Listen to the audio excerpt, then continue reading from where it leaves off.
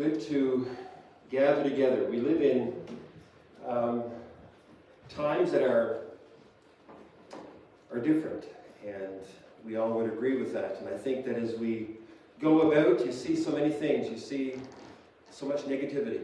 You see so much anger.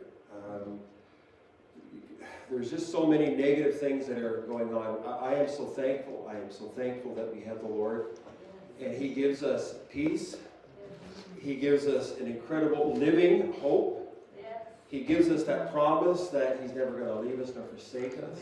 And we stand on those promises. And those enable us to get through. So as I was pondering this week, just what to bring and what message. I mean, the Bible is full of incredible sermons. They're all there. So if I mess up, then it's my fault. But I mean, we actually heard a teacher, one of our Bible college teachers said, if you make God's word boring, then shame on you. And it's not boring; it's exciting.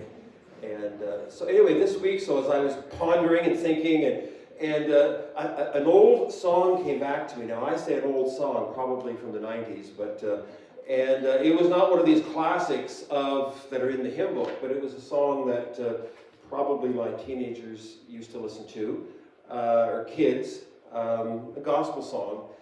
But it was, and I can't remember songs. I am so thankful for people that can. You ever meet these people that they can just quote all 4 verses of a song and just sing it? And I can't do that. If I can get one line, then I'm pretty good. I still need the hymn book to do Amazing Grace. So, but this little phrase kept going over in my head, and it was part of this song, and it says, "You give me joy unspeakable, and I like it." Now again, this is not a John Wesley. This is not Shakespearean type of writing, but it was just But I couldn't get over it. You'd wake up, you'd be singing it, and I thought about the joy that God gives to us. The joy, it's real. And you know what? It's in short supply in the world. This joy that the Lord gives me. You give me joy that's unspeakable, and I like it. I like it. So I was pondering joy. What it is, why is it important, and why is it in short supply today? Think about it. When the angels came to the shepherds, what did they say? They said, "Do not be afraid. I will bring you good news of great joy that will be for some, all." I like that. Yes, it does say to all people, this joy. Joy. So, it is heaven sent, and it's for everybody. Thank the Lord, because we fit into that category of everybody. The New Living Translation says it this way: "I bring you good news that will bring great joy to all people." And so this joy that we want to talk about today, it's available to everybody. And the world needs it. And I tell you what, as Christians even, we can have it, but we can also lose it. And we have to be very careful that we don't lose it. It's an old song that we used to sing, of course, and again, this was not Shakespearean, but in writing, but it was, "I'm not letting anybody steal my joy. Won't let the devil my mind employ. I have informed him that I'm not his toy." I'm not letting anybody steal my joy. That's not really, that's probably not making it into the annals of time as one of the best written songs, but you get the message, that joy. But most people do not have it. What's the opposite of joy? Misery, unhappiness, despair, woefulness, and sadness. Those are just a few. There was a whole list I could have wrote down, but I was getting depressed as I was writing them all. Misery, unhappiness, despair, woefulness, and sadness. And there's a lot of people in the world today that would apply to them. So this joy that we're talking about today, it is not in the events that happen to us. That's happiness. If somebody gives you something, if they give you a gift, you're happy because they gave you something, especially if you really, really, really, really, really like it. You're happy. But guess what happens? If that's a pie that they give to you and you're happy, wow, this is great. Guess what? You eat it and it's gone. So if your happiness is tied to that, then you're not going to be happy after it's all gone. But we're talking about a joy that is, no matter what's going on around you, this joy will sustain you and keep you. Praise the Lord. Okay. So what is this joy? Well, let me tell you a few things. It comes to us by knowing God. That's why, if you're an unbeliever, you can't experience this joy. But you can. It comes by knowing God. It comes by abiding in Jesus Christ. And it comes through the Holy Spirit. As believers, we can be filled with inexpressible and glorious joy. Peter wrote that to a group of Christians that were scattered abroad because of persecution, because they were being hunted down by Nero. Some were being thrown to the animals to die, and utter persecution. And yet Peter says, as believers, you can be filled with inexpressible and glorious joy. Absolutely amazing. So how do we keep this joy? Especially in the world's current conditions that we live in. And don't watch the news. That's thank you. Heard it. Amen. This Isaiah chapter 12. Surely God is my salvation. I will trust and not be afraid. The Lord himself is my strength and my defense.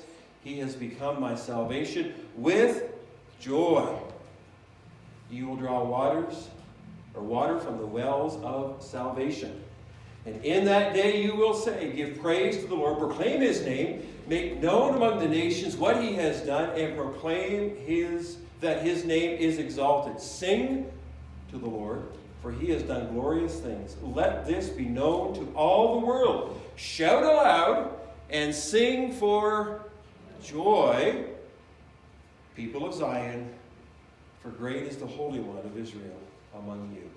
Heavenly Father, we pray that in these next few moments that you will still our hearts. Help us, O God, to just hear from you. I pray that you will take this message, O God, and challenge us. Help us, O God, to ask ourselves. May we do an inventory of our lives, and may we say, are we joyful in our day-to-day, Monday till Sunday conditions? Are we joyful? We can be. Help us, O God, to recognize that we need you each and every day, and may the joy of the Lord be evident in our day-to-day walk, in our families, in our workplace, people we come in contact with, people that we meet. May they see that we as Christians are not different just because we go to church, not because we carry a Bible, but there's something inside. There's a joy that the world knows nothing of. And may they want it. May they desire it. And may we be willing to tell them how they can have it. And as Christians, may we make sure that we do not lose that joy. May we value it. May we treasure it. And may we do all that we can, Lord, to make sure that it does not diminish or peter out in our lives, but may it continue to be strong each and every day. Speak to us through your Holy Spirit, for we ask it in your name. Amen. Amen. Okay, joy, we can have unspeakable joy. And as we realize a few things, and this is just a very short, simple little message, but listen to this.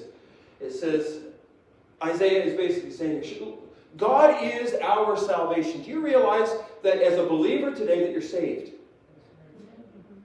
Does that excite you? It really should. Do you know what that means? That means that we were saved. That means that at one time we were lost. We were, let's call it for what it really was. We were condemned. We were condemned. We were absolutely condemned. We deserved punishment. We were lost. We were hopeless. That is a fact from God's Word. Look what it says here. John 3:18. After the famous 3:16, it says, whoever believes in him, that's good, that's us, hopefully, as Christians, is not condemned. But whoever does not stands condemned already, because they have not believed in the name of God's one and only Son. Well, we were lost. We were hopeless. We were deserving of God's wrath. We were on that path that led straight to hell. And guess what? He heard our cry. Aren't you glad for that?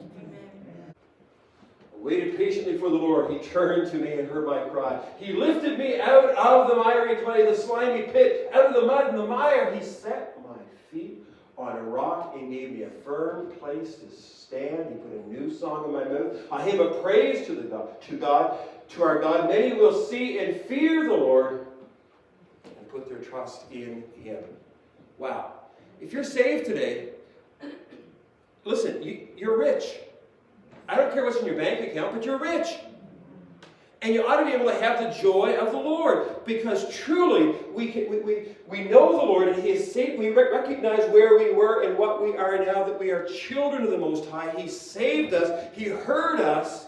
He brought us out and gave us a new song. Thank you, Father, for all that you have done. Hallelujah. Now, think about it. When that just becomes, oh yeah, I'm a Christian. When that becomes just a normal thing where it's just like, oh I guess I'm a Christian, and think about David. David, a man after God's own heart. Now we would think, here's a man that is incredible, and someone that has seen God do incredible things in his life, in his time of ruling and being the leader of Israel. I mean, did incredible things, but something happened to David. Something happened to David. He started to I don't know if he devalued his time with God, or if he became complacent, or if he became lazy. But all of a sudden, up on the rooftop, you know the story, Bathsheba, and he does something that's wrong. And so what does he do? Instead of falling on his knees, he says, well, how can I get out of this? And so then he says, well, we got to get rid of her husband somehow. Complicit in murder, send him to the front lines, knowing that full well, in fact, telling the troops to back off and leave this guy all by himself. Murdered. And what does it say about David? What does he say? Restore unto me the joy of thy salvation. Do you think that David had the joy of the Lord as he was participating in all of this? In adultery and I think David lost that joy, even though he was a man after God's own heart, even though he was able to check off all the boxes. Look what I did. Look what God has done through me. I have seen God do this. I have seen God slay giants. But the joy of the Lord was gone. In his heart, restore unto me the joy of thy salvation. Praise God, today He did, and He saved us. And that in itself is enough for us to be able to say, on that reason, on that basis alone, I can have joy. Because He saved us. Hallelujah. He saved us. Okay, what else? Well, let's go back here a little bit further. Surely God is my salvation. I will trust and not be afraid. The Lord Himself is my strength. He's your strength. There's times where we can't make it. We need strength. Thinking of Nehemiah. Remember Nehemiah when they're trying to rebuild the wall, and guess what? There was all kinds of opposition and all kinds of accusations. That wall wouldn't hold a fox if he was to walk on it. Accusations and everything else. But what did Nehemiah say? He said, the joy of the Lord is my strength. I don't know if I have it there. I guess I don't have it. But he said that in chapter 8 of Nehemiah. The Lord, The joy of the Lord is our strength. And guess what? He is that strength for us today. When we're facing all the different oppositions and everything that's going wrong in the world today, maybe trials and tribulations, family crises, and everything that we face from day to day, the Lord is our strength. He doesn't say it's going to be easy. Guess what? He called us to be overcomers. Now, when you overcome something, guess what? That means that it's an obstacle, right? Look what, I love this.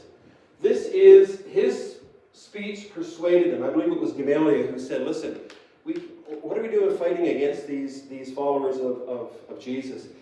If it's of God, we can't stop it, but if it's not, it'll peter out. So his words, so his speech persuaded them to kind of let the apostles go. So they called the apostles in and had them flogged. Now, does that sound like they patted them on the back? Good guys, flogging to me sounds like they went through some pretty intense punishment. They called the apostles and flogged. Then they ordered them not to speak in the name of Jesus and let them go.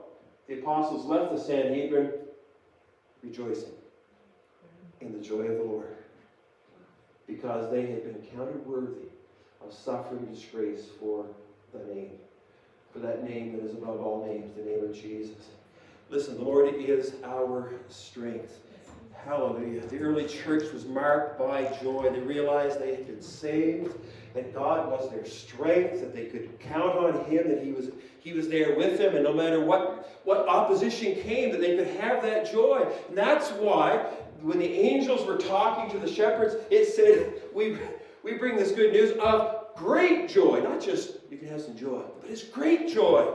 It's a joy that is real. And then, as we go down a bit further in Isaiah, look what it says. In that day you will say, give praise to the Lord, proclaim His name. But look what it says in verse 6. Shout aloud and sing for joy, people of Zion, for great is the Holy One of Israel amongst you. I'm glad that God gives us a song to sing. A song of praise. Hallelujah. A song of joy. It's a song of comfort when you're going through a difficult time in your life. And I'm sure that Ruby has had a song of comfort. He walks with me and he talks with me. He gives us a song of comfort, a song of praise, a song of testimony. He brought me out. I was in the muck and the mire.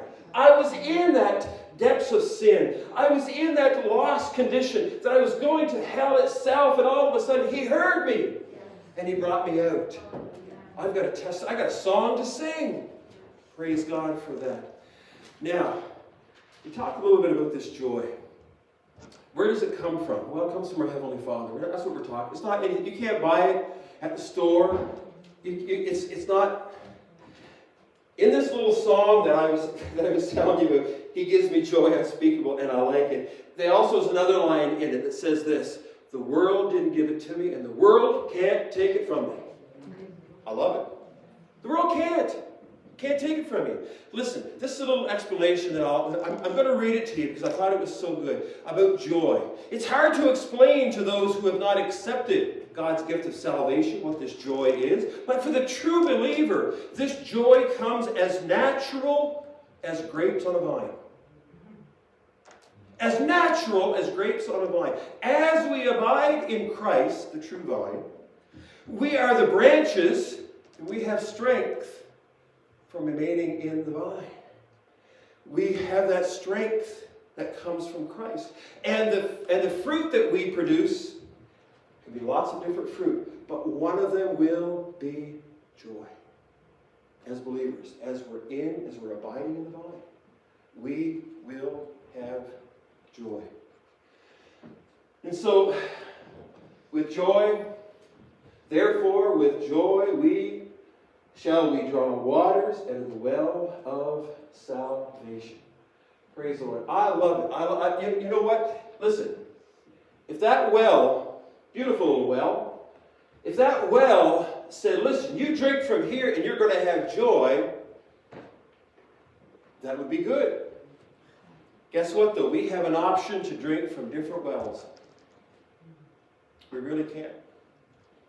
What was David drinking from when he was looking off and seeing Bathsheba? I believe that he was looking at and drinking from the well of lust or of envy. I want this. We can drink from the well of self-sufficiency. I don't need God. I can do it myself. Maybe we drink from the well of pride. Maybe we drink from the well of accomplishments. Maybe David thought that. Listen, I killed the giant. Saul couldn't kill me. Man, I had this shield around me, and look at all the things that I've done, and I know that God has had his hand on me, but look at it all. Isn't this, like, I have done all of this, and all of a sudden, maybe it was all these accomplishments. We need to drink from the well of salvation each and every day. We drink from that well, and that's the key. That's how we maintain this joy. It is by knowing God, it is abiding in Christ, and it is through the Holy Spirit. There is no other magical formula. That's it, plain and simple. Know God, abide in Christ, and be filled with the Holy Spirit. This is the Message Bible I want to share with just next here. And the Message Bible is a paraphrase, kind of like it, what it says here, and it talks about joy. And it says, listen to this, God's kingdom isn't a matter of what you put into your stomach, for goodness sakes. I like his common, but he says, it is what God does with your life as he sets it right. Putting it together and completes it with joy. Completes it with joy. He gives me joy. It's unspeakable, and I like it. I like it. Folks, we face people each and every day that do not have joy, that are sad, that are in misery, that they're just, I don't know how to even describe it, but they are just in dire straits. And they better see that we have joy. They better see that we have joy. Listen, he came that we could have joy, and that joy to the fullest. They need to see. Does that mean that we cry sometimes? Yes, if something bad happens. You may shed a tear. But deep down inside, they're going to see that we have something, that you have something that is real, and it's the joy. It's that abiding presence that, no matter what happens, God's got it all under control. He is my hope. Hallelujah. I know that no matter what happens, Polycarp, I never met the guy, but he died in 155 AD, 120 years after Jesus. But they say about Polycarp that he went to, and the government just didn't like him. And they said, listen, just curse God and we'll let you go. He said, I served him for, I don't know, 45 years, 85 years, I forget the number. But he said, I've served, and he's never failed me. How could I ever do anything like that? No, I'm not going to do that. And they said, well, just swear, against your religion, but do it in the name of the emperor. He said, no, I'm not going to do that. Well, you know the story that they said, well, we're going to throw you to the wild beast. And he said, well, bring him on. Bring him on. They finally put him to the stake, set him on fire, and they put a dagger. But they said there was such a peace about him. Listen, even in the midst of that, it's a point on a man wants to die.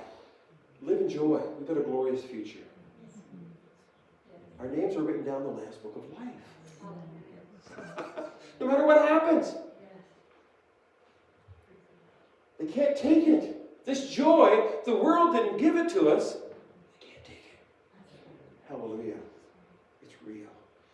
I am so thankful today. And I never realized as Barb was preparing the music, that one song, I think I have it right there, Barb, I forget. This is how bad I am. I can't remember the name, but no, it's on my water bottle there. What name is that? Put on the garments. Put on the garment of praise. What's the line that says about joy? Your joy is my strength alone. Your joy is my strength alone. Want to face tomorrow? Do it in the joy of the Lord. Put on the garments of praise, the spirit of heaviness. Let the oil of gladness flow down from your throne. Put on the garments of praise, the spirit of heaviness.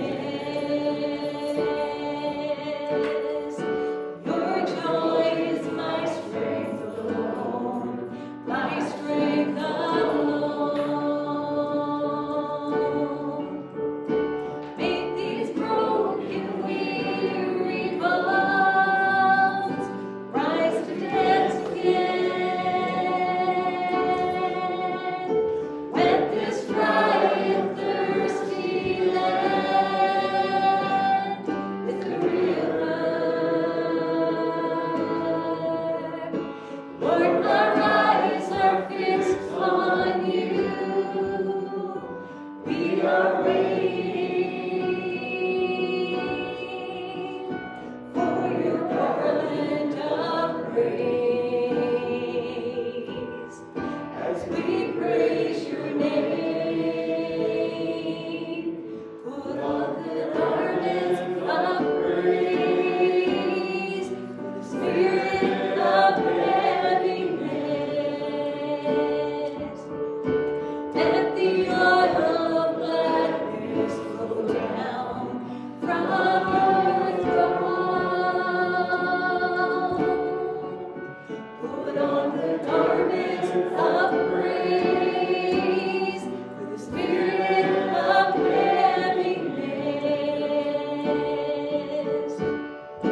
Your joy is my strength alone, my strength alone.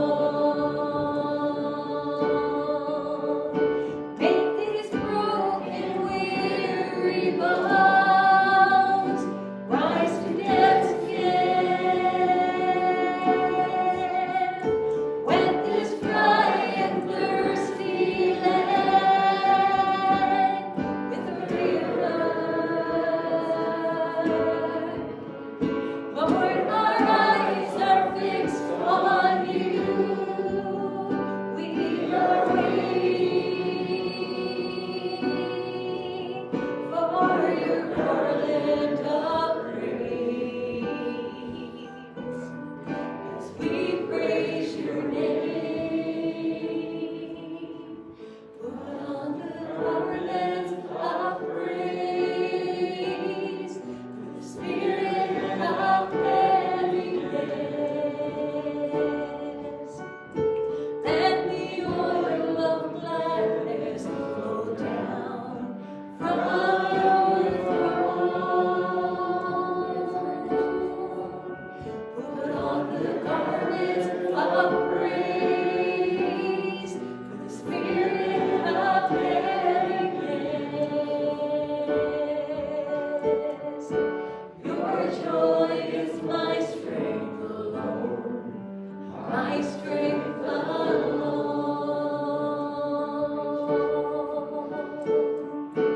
Your joy is my strength alone, my strength alone. Lord, I just pray that the truth of that song would just fill us this week. And we would make that choice to put on the garment of praise. Because praise and fear or confusion or anger or bitterness or all those things, they have to go when we praise. Praise brings your joy. And your joy is our strength. Hallelujah. Oh Lord, may we just exercise that truth in our life this week. Amen. put the enemy to flight through praising you. Hallelujah. May you bless each one here with your presence. May they feel your peace this week. And may you just minister in their lives in a mighty way. Make them your vessel Yes, Lord. and your ambassador. Hallelujah. This week I pray in Jesus' name.